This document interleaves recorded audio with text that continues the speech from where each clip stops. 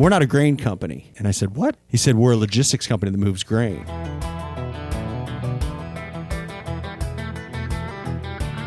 You're listening to the BulkLoads podcast, your number one resource in everything bulk freight trucking. And this is episode 216.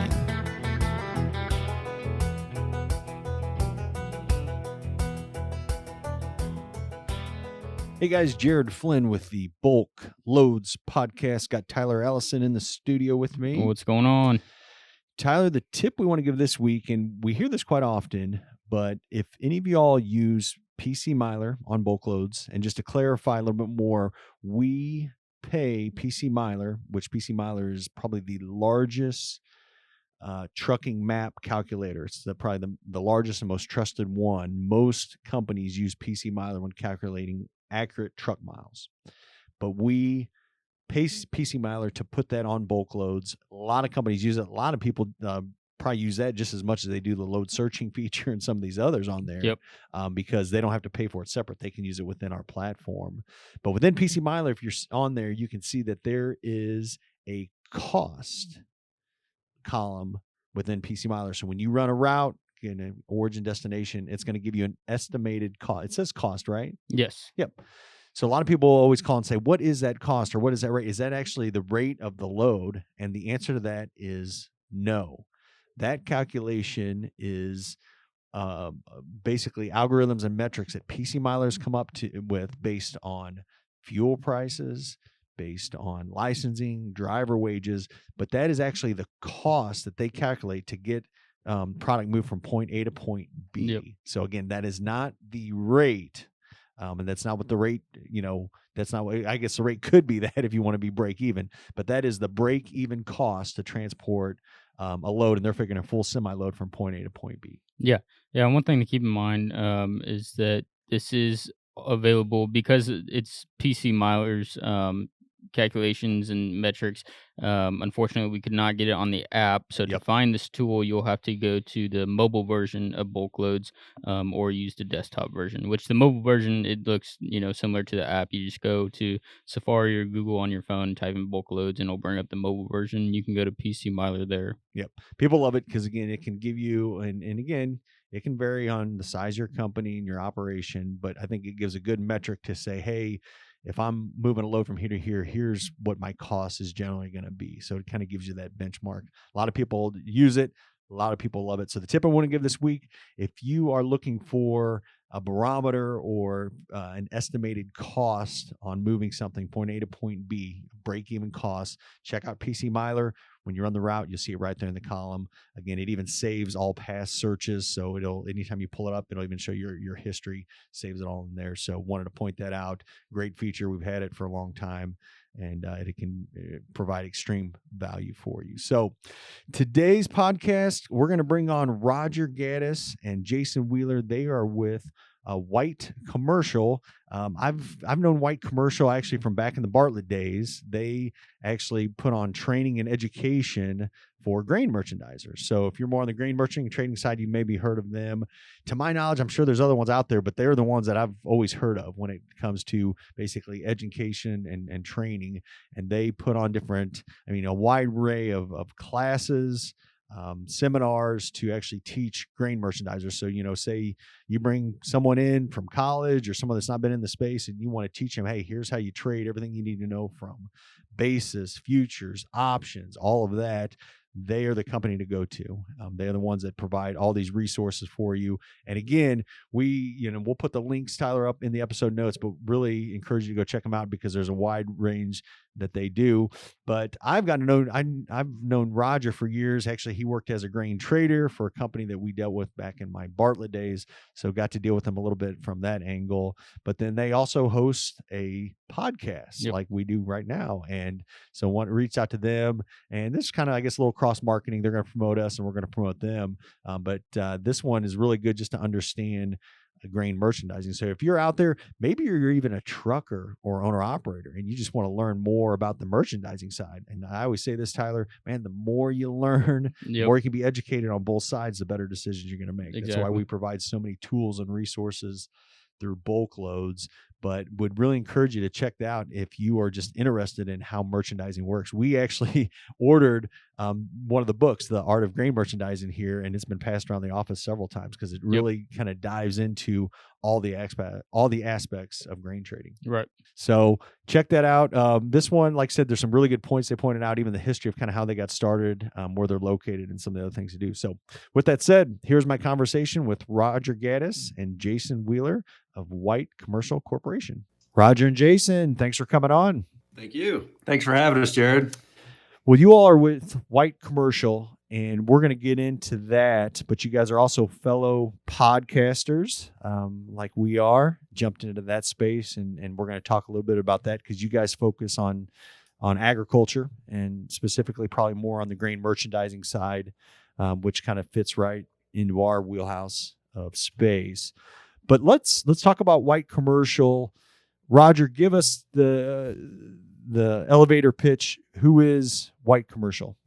Usually when I master an elevator pitch, I'll let my pitch man handle that. Okay, we'll let Jason mention that. I'll go ahead. So essentially, White Commercial, we're a futures broker, and our forte, if you will, is education for grain merchandising. So that's kind of our wheelhouse is teaching all aspects of the grain merchandising business to folks, whether it be the financiers, the accountants, the originators, the merchandisers, the office staff, whoever it is that has anything to do with a grain elevator.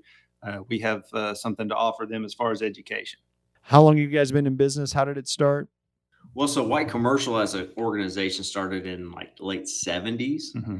Mr. White started it down there, and it was originally based just in the Southeast, and then around like early 80s, they got over the mountains and went into the Corn Belt and did all that. And so anyways, yeah, I started in 05 working for White Commercial. I've been there ever since. I started right after getting out of school at the University of Arkansas, Woo Pig Suey and all that stuff. But anyways, and then Roger actually got out a couple years before me and has been in the business since. So he's my senior from that standpoint.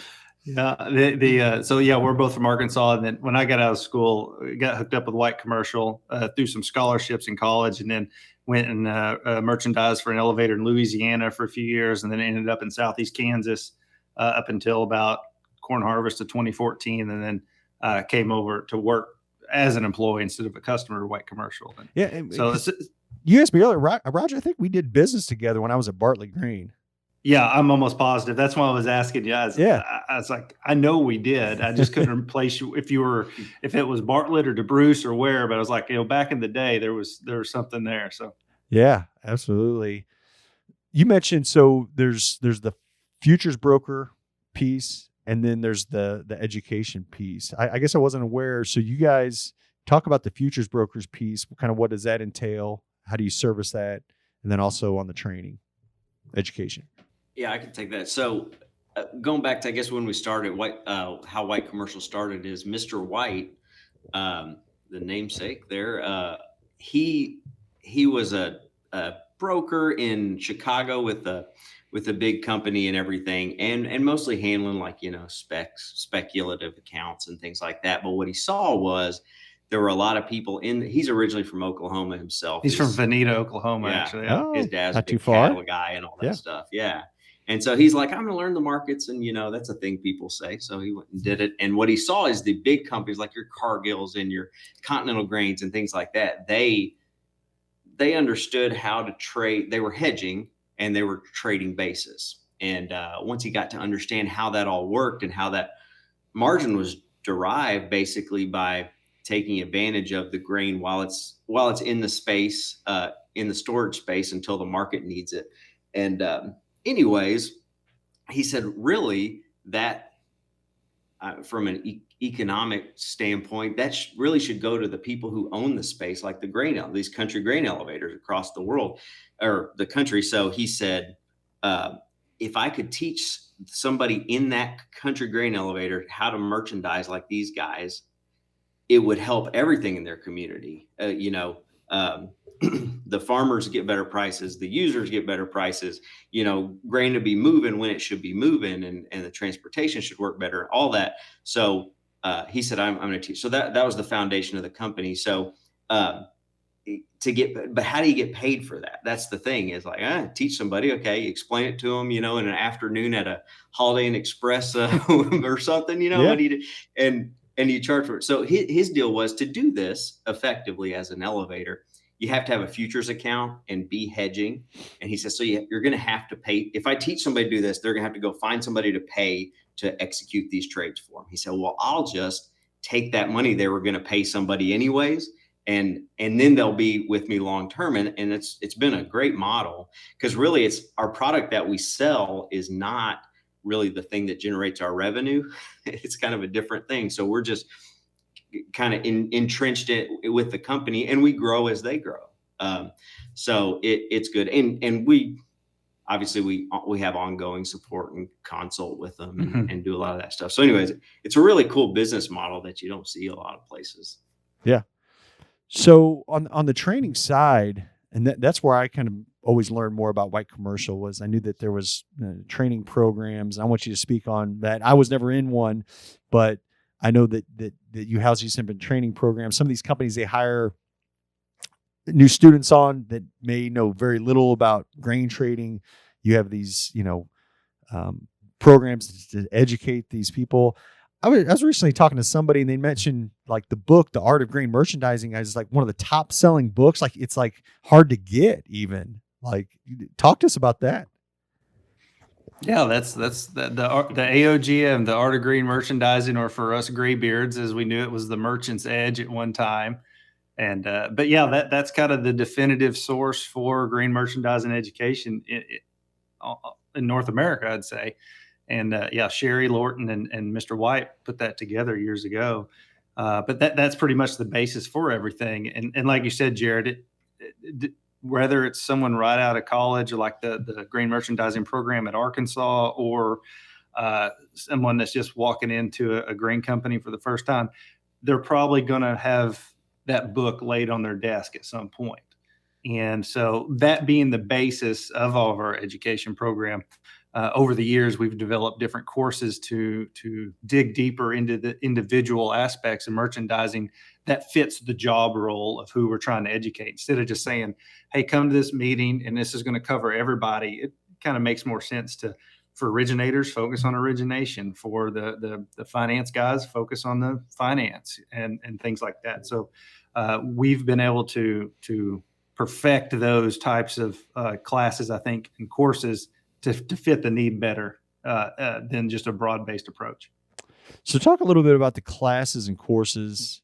I assume there's some that are strictly online that you can take, and then some that are actually in person. Obviously, there's grain companies all across the U.S. Kind of give us the options of how that works. If a company, they bring a student on, or they bring an employee on that they want to get trained, they want to use your all's program, give us kind of high level details, the full kit and caboodle. Yeah. So we've got a couple of different things, and it's like anything, it's evolved over time. I know just since I've been involved with white commercial since 2003 till now, I've seen quite a bit of changes, not only in the grain merchandising certification program, but in the way they offer those classes. So, and stop right there, Roger. Right. What was the grain what is that what is that certification? So our grain merchandising certification program is a 3-series course. So we've got 3 levels in it, and pretty much it starts out as think of it as a pyramid, I guess. Level 1 is your base of everything, your broad-based approach. Level 2 is going to be more specific to your market and your region. And then the level 3 class is using information from your company, and it has to deal with, expanding or M&A stuff, things like that. Actual grain planning that you can then take and execute on. So it goes from more theoretical to practical on that. Most of the coursework now is on demand online, and we found that just suited people better. It's hard to put live classes in the 1 or 2 months a year where no one's doing anything at the elevator. And they're also trying to go to conventions. Well, if it's a convention or a class, I know what usually wins out. So, we've gone to the on-demand model for that. Now, we still do some live events for the financing, the mark-to-market live event. And we'll do special topical stuff as it comes up as needed around the country every year.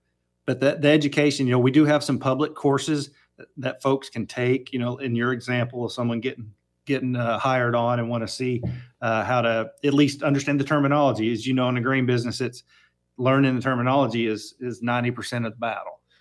And then the higher level courses that we go into are reserved for customers, but that's a good reason to join White Commercial. There you go. Talk about that, to join White Commercial. So is there a membership to be a part of, or how do you join White Commercial? Yeah. So anyone who wants to learn how to trade basis and use our stuff, basically you join it, which is open, like we were talking earlier, open a futures account with us and trade with us and give us revenue that way. Again, it's money you're going to have to pay somebody. We're like, just pay it to us instead. And then and so everything we do, if you're a member or customer, you just get it all. And so, a lot of people are interested. We get a lot of new customers from folks that maybe don't have a background in the grain business. We get both. We get long-time 100-year companies that have good traders, but want a little more training or want to get a little better on the margin side. We help people just beef up their margins where we can't. So we come at it from all angles, but one angle is I was just thinking with this podcast and the audience, we have some guys a few years ago.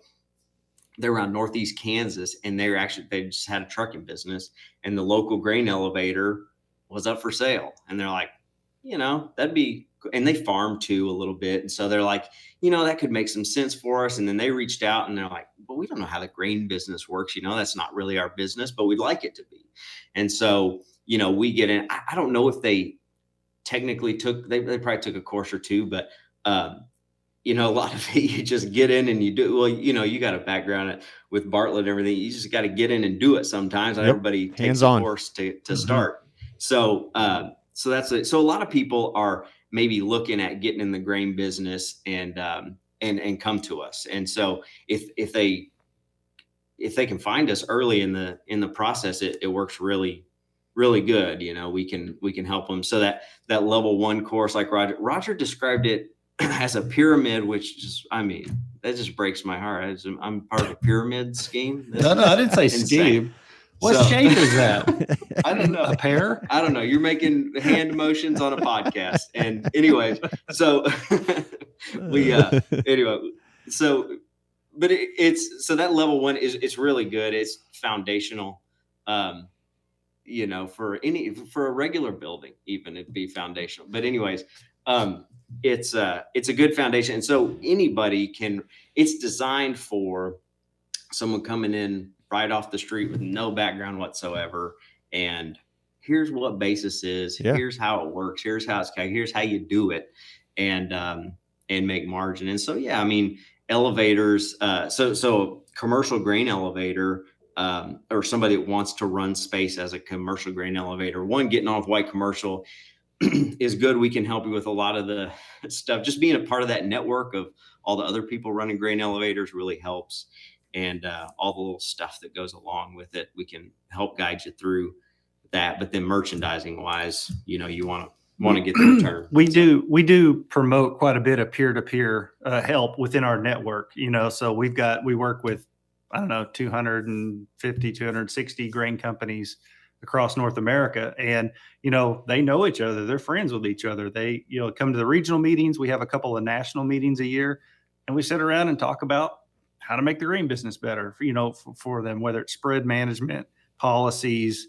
Do you raise rates or do you do a fuel surcharge? All these different things that are being talked about. And so these guys are sharing stuff. And that's really the cool part when I was at the elevator of White Commercial, is that they get everybody together. And that was kind of Mr. White's thing. Just get people in a room together and they'll help solve each other's problems. Oh, that's good. I can specifically remember when I started at Bartlett. Again, I was a couple years out of college. Grew up on a farm with a little bit of grain experience, but just knew nothing about the trading aspect. Actually, when I started Bartlett, I was like, wow, people actually make money in the grain business. Like people I knew didn't make money. It was kind of more of a side hustle hobby. Yeah. But anyways, I can remember sitting in when it was slow in the afternoons, some of these commodity managers would take me in and kind of show me, okay, this is basis. This is how it works. This is futures and kind of breaking that down. So it's awesome that you guys are out there training people that want to learn that, that might not get that from a company that can teach it within house, or a company that maybe wants to outsource that out there. Jason, you talked about, or maybe it was Roger, about even rates going up or down. Are there any truck freight components within the education? I was curious about that. Not truck rates specifically, but built within some of the classes, obviously is going to come into transportation, logistics, arbitrage, things like that. So when Jason and I actually led a farm direct ship program course, and that, of course, it was heavy on freight aspect of it, and showing people how to, and it seems simple and very straightforward, but it's the obvious things that get missed sometimes, but how to view bids and fob bids versus delivered, and how to substitute stuff, and just how to put the puzzle together essentially. And so we do that. Still does come up from time to time. And as you might imagine, that this past year and a half, 2 years, the freight thing's been huge. It doesn't matter what you ship grain on, but specifically on truck, that's been a huge topic of discussion in any of our meetings here recently. You just need to bring an expert, like myself, in to teach truck freight, the master of the business. There you go. So perfect. Sounds great. Well, it's interesting though. So, in the 20 years I've been in this business, and the guys in my office always know this, like it was my first week on the job, the vice president of the company came up and told me and said, "Hey, Jared, we're not a grain company." And I said, "What?" He said, "We're a logistics company that moves grain."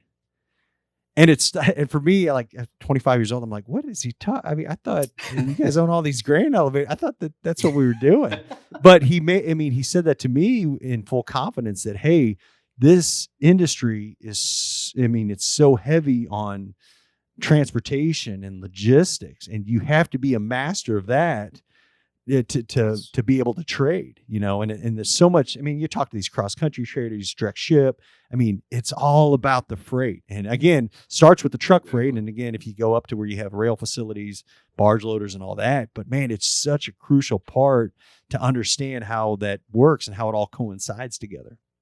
It's huge, and if you look at specifically on basis, which is our focus, what makes basis go up or down? Well, it's freight. It's a function of freight. Is there stuff around here? No. Well, then make your basis go up till you find it, and you can pay to get it here. Yep, that's what it is. Basis gets so misunderstood out there. Whether it's the commercial side or the farm side, of this arbitrary number, and that's couldn't be farther from the truth. It has a purpose and a reason when it gets high, and it has a purpose and a reason when it gets low. Yeah, and that kind of goes back to. So our podcast is called The Elevator's Cut, and it's a tongue-in-cheek thing because we joke around a lot, and it's very misunderstood to the general public. Just the general idea of how a grain elevator. Oh, you guys taking the basis, and you're and everybody calls basis the elevator's cut and stuff, but really it's how like you said, once you get to a certain, especially like a size of these large companies. It's logistics. It's a logistics company more than it even is a grain company. I definitely see that. And the small, the country elevator can be more of a grain company but obviously logistics is still a big part of their business. Don't get me wrong, but they can see themselves more grain traders almost than the big guys can, because they have so much transportation always going. Well, and I'll stop real quick. It was this back in June. I was up in Omaha visiting some clients. And going to visit all them, and these guys were they're on the phone talking. We'll come to realize, like, who are they talking to? And all these traders across the floor you go up to them. I was like, hey, who are you on the phone with or whatever? 95%, they weren't talking to other merchandisers. Guess who they were talking to? Drivers, truckers. Like, I mean, and somebody told me that, like, one of the companies specifically, he said, I spend 70 to 75% of my time coordinating shipments and talking to drivers. That other 25% is the trading. Staggering. Yeah. I mean, it's like, I mean, when you think about a grain trader, merchandiser, and it depends on where they are, what they're doing, but it's so much of it is talking to the drivers and coordinating the shipments, the dispatchers, anybody that's handling the loads and the movement of the loads. Absolutely. Yeah. That's, there's no doubt about that. And like you said, so much of basis is freight, and, but not the freight from here to Chicago, right? That's the thing. The elevators cut. People are like, well, you know, basis is just what the difference is, freight from here to Chicago or delivery points or whatever. It's like, oh gosh. Anyways, a lot more to it than that. But to an extent, I mean, basis is hugely dependent on freight. And so, you know, merchandiser trying to derive a certain margin out of the basis. They bought it for this basis or selling for this basis. Most of the time, I'd say the majority of that difference in basis is going to freight. Oh yeah. Yep. Yeah. Depending on how close they are to a market, they may have some real short trips, but for the most part, most of the money that they're deriving from basis is to pay freight. Yeah. And where I was at in Southeast Kansas, of course, 99% of our corn went into Northwest Arkansas. Mm-hmm. And, you know, I'd have guys and they'd get stuck at Johnson Road and it'd be forever. And I get it. But then I'd say, look, you're making more on this load per bushel than I am. I don't want to hear it. I'm just as upset as you are. Okay. I'm making more. It's like, yeah, you're making more per bushel I have. So just bear with me, old buddy. Revenue. Yeah. Talk about, let's move on. You mentioned your all's podcast, and I want to get that on there because we want to get your podcast in the hands of our listeners as well. And I think it goes hand in hand with what we're doing. We're dealing with so many merchandisers and drivers. And I think some of these guys, if they understand a little bit more about what you all do and your education, it's going to make us all better. Everybody's going to benefit. You talked about put a bunch of people in a room. Well, let's put us all together on this podcast and you know, better educated people are going to make better decisions and help this industry for the better. Talk about the subjects that you all talk about on the podcast and really the purpose of the podcast. The purpose of the podcast is interesting. It's because we tried it and then they didn't tell us to stop. So we kept doing it, but that's pretty well it. But honestly, we had saw a need there for this type of content in the podcasting space, or a need. There was a hole to fill. We'll put it that way. I don't know if there was a need, but we saw it. We thought we'd try it and try to do it with some, you know, lightheartedness, because God bless them. You hear a lot of these grain podcasts out there, and they are dry as a bone. Yep. Here's the closing prices. Here's the commentary. That's great, but you know, everyone else is doing that too. So we try to take a different approach and be a little irreverent with stuff, but at the same time, trying to get the bigger ideas of not just the grain business, but what, you know, elevator life consists of, and the what you deal with on an ongoing basis. And we can say some stuff that elevator managers might not say in case our customers are listening, you know, so we kind of get away with that. But essentially it's a mix of those two things. But the topics range from, you know, what, you know, why basis is moving at a certain period of time, to why spreads are doing what they're doing, to, you know, outlooks for, you know, the weather, not weather forecasting, but just how the industry perceives weather forecasts, you know, kind of poking holes in that kind of stuff. And, but it's just, I think a lot of the stuff that is on people's minds that they don't really have a other way to get the source information from. Yeah. It's been a good, we made it for grain merchandisers, because that's what we are. But we try to dispel myths and things that people have around it. So what we found is maybe even the majority of our listeners are farmers. And and that doesn't mean we're talking about farming stuff necessarily. We get into some farm marketing stuff, but really it's like you were saying, getting more people in a room and understanding where everybody's coming from. It's funny how everybody, you get in your thing and something else happens in another sphere. So if you're a merchandiser and, something's going on in the trucking world, or if you're in the farming space and then the elevator has to cut their bid by a whole bunch, what's happening? They think this elevator's out to get me, but they don't really understand why so our goal was, hey, let's just explain from our standpoint why things have changed. So when we have big spread inverses or basis goes crazy, we kind of try to show people from different angles, hopefully that I don't think merchandisers are out to get anybody at the grain elevator, either way. So I think when people understand where people are coming from a little better, it kind of says, oh, well, maybe there's not some boogeyman, maybe just things are happening right now that are different, know? And so that's been fun. And we've gotten some good feedback from that sort of thing. So, but I'd say, like, in general, for your listeners and stuff, if you're interested in this sort of thing or understanding a little bit of surface level, how the basis side of stuff works, you can dig into some of our old podcasts. We really took section by section, and you can tell by the title what it's about and learn, like, why is everybody upset about the inverses right now or whatever. And you can learn a little about that if you'd like. And then, of course, our courses too, white commercial wise, even if I'm not a grain elevator, but I'd like to know more. Yeah, they're for our customers, but if you want to reach out, we can figure something out. It's no big deal. And when I was at the elevator, and I was fortunate enough to work with a good group of truck owners there in Southeast Kansas, and they took real good care of us, and that was kind of our deal. It's like, you be here when I need you, and I'll find you work in May when nothing's happening, type of thing. And just even with those guys explaining, they didn't have to get into the nuts and bolts of merchandising necessarily, but hey, here's why nothing moves in May. Here's why I don't carry beans all the way till next summer. Here's why corn moves when it does, and that's good for operations guys too. And other than just, hey, dump a truck and we'll tell you when to load it. Well, how about why? Why do we do it at certain times here and not other times here?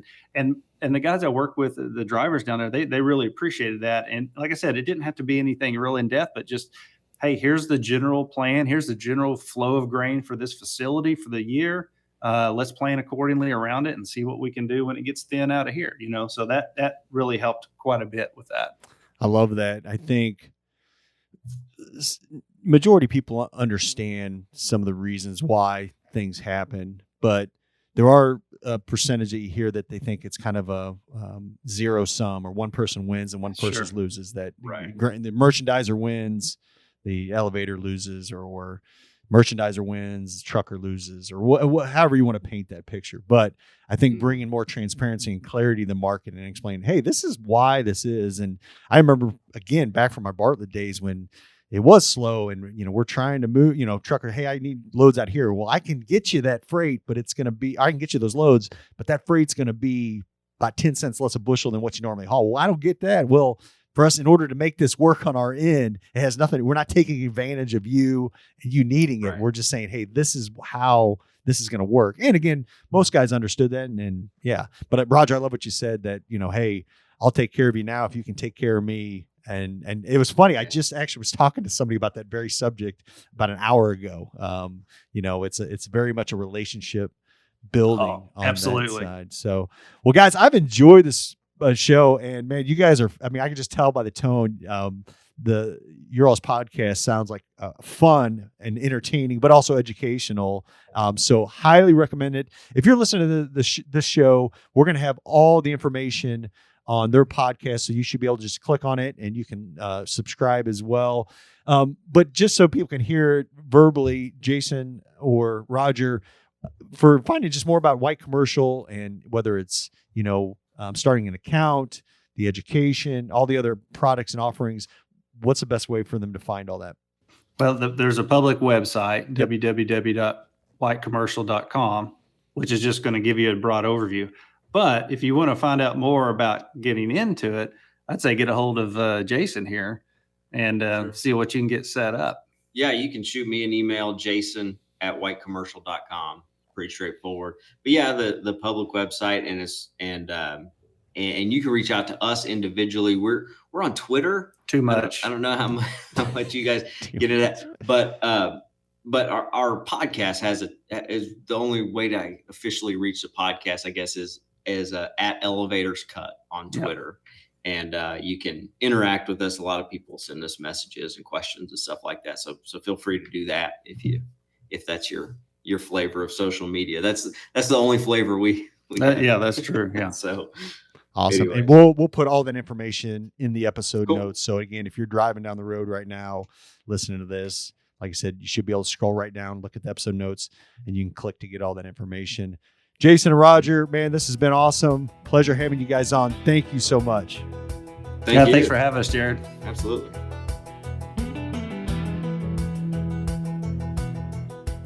Tyler, you like how I slipped in the whole truck freight aspect? Yep. We talked about merchandising. Yep. How crucial that was. Yeah. It's so true though. Yeah. Yeah. I mean, it was preached. I mean, my first week on the job, working for a grain company, and they know it just as well. But again, it's interesting that most of these merchandisers spend majority of their time, usually 60-70% of their time, talking to carriers, trucking carriers, owner operators, scheduling freight, and usually it's 10% or less on the trading side. Yeah. So yeah, and I think like you said, I haven't heard of any company offering this kind of training or consulting as well. So I thought this was a cool one to listen to, and I think they provide so much value, especially guys coming out of college, going into the merchandising industry. I mean, this is just the next level of education to provide you with knowledge and make you a better expert. Yeah, and again, if you don't plan even to go into grain merchandising, but you're in the industry, encourage you to check this out or check them out. They have a wide array of resources. Again, bare minimum, you can order their book and read it, and you don't have to sign up for any of their classes. But also check out their podcast. It's called the Elevators Cut Podcast. Yep. Tyler, you're going to put a link in our episode notes for that. I think that I was looking on here. I think they don't produce. I don't think they produce one every week. Looks like it's more once a month that they push out an episode, but they kind of cover a wide range of grain trading aspects. So just another one that's in our industry that we would like to promote as well. Again, that's called the Elevators Cut. Yep, and you can find their book as well, The Art of Grain Merchandising, on their website, www.whitecommercial.com, as well as some other courses. They have like some mini courses over basis trading and market-to-market grain accounting, which you can all find on their website. Awesome. Well, before we cut out of here, man, we have some exciting news. We are always innovating and updating. Honestly, we are listening to you as the clients. Some of these things, they take a while. So we'll get an email or phone call saying, hey, it'd be this much better if your app could do this or your website could do this. Believe it or not, we listen to every one of those. Yep. And we document all those. We have basically a system that we put it in. Some of these take months to produce, but we actually pushed a lot of them out just last week. So if you got on the website and app, you may notice a couple things different. Tyler, you'll point a couple of those out, but we're super excited. Yeah, I would say one of the ones I want to point out is being able to search by state and equipment type on the BulkLoads map, on the load map, on the desktop and mobile version. A lot of guys, whenever they go to the loads tab, they just like the convenience factor of clicking on the state where they're out of. But a lot of guys didn't know that you could filter that by equipment type. So we just made it a lot easier way to do that. So all you have to do now is just go to the map, click on the state where you're out of, and then filter by equipment type, and it'll pull all the loads right there for you. We've got invoicing. We mentioned that on the last podcast, but that is fully implemented. We have a new easy way, simple way you can do now all your invoicing right through the app and website. Makes it streamlined process. You don't have to go anywhere else. You don't have to pay for another service. You can do it all right through here. It's all set up, easy and convenient. You can keep it all tracked. So I encourage you to check that out. Were there any other ones? I know there was a list that we got. It was like 20 updates. Some of it was just back end, fix issues, bugs, and all that. But there was there's a couple other ones. Yeah, we're continuing to add just different types of specific trailers. Oh yeah. So like for our tankers, anhydrous and propane as well. We got that added. That way you can search for the specific type of load you're looking for. So you'll see these updates when you get online. Again, we love listening to your feedback. I tell people all the time, because some people say, hey, we don't want to bother you. honestly bother us. Tell Yep. us what's in, because if there's a concern or there's something not making sense, we want to know about it. And we can, like I said, a lot of times if it's big enough and we know that it can help other people's, we'll invest the dollar amount and to invest and get it fixed on the website. Yeah, and if you're just curious what other updates that we pushed out, even just some of the back end stuff, just let us know. Send us an email, call us, and we have Kale in the office. He's really good at summing up that tech stuff, and he'll send you an email over kind of just what we have that's been added and even what's coming in the future. Yeah. Awesome. Well, thank you as always for listening to the BulkLoads podcast. One last thing, it's fall time. Hunting season's around the corner. We have some cool items that we're going to be giving away, some camo stuff, Yep. Some really, really nice stuff. I'm not going to give it away on this podcast. Next week we're going to announce some stuff. If you haven't though, we put all this stuff on social media. Follow our Facebook page. Just go to BulkLoads. We're also on, I don't do Twitter and Instagram, but we're on those platforms as well, TikTok. So you can follow us there, but make sure go right now and follow us on those pages, because we're going to do some big giveaways. And these are some really, if you're a hunter, duck hunter, deer hunter, whatever hunter, we got some really cool camo, nice camo. We invested in this. It's got our logo on there, but we want to give it out to you just as a thank you for following us and supporting us as well. So make sure and follow us on our social media platforms. Yep. So awesome. Thanks again for listening to the BulkLoads podcast, and God bless.